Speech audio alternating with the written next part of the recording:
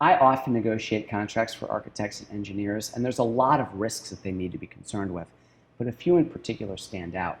The first is that it's common for owners to ask architects and engineers to accept contract terms that will take them outside the protection of their professional liability insurance.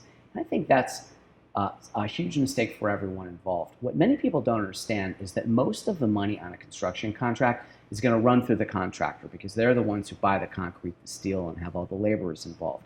Because a comparatively small amount of money runs through the design firm, it's uncommon for architecture and engineering firms to have huge sums of cash on hand.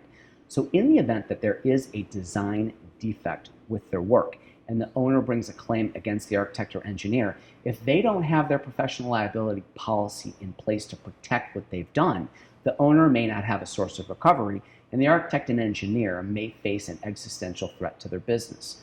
So one common mistake is accepting terms and conditions contractually that will take a design professional outside the scope of its professional liability insurance. Another very common risk to be addressed contractually is the concept of coordination.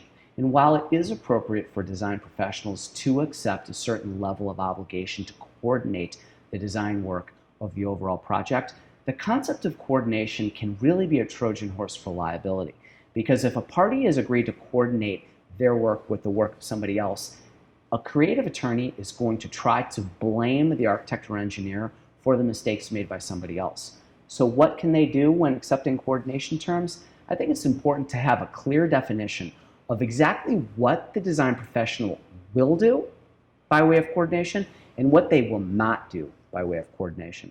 Another important risk for architects and engineers to consider when negotiating design and construction contracts pertain to the laws that require design to be accessible for disabled persons.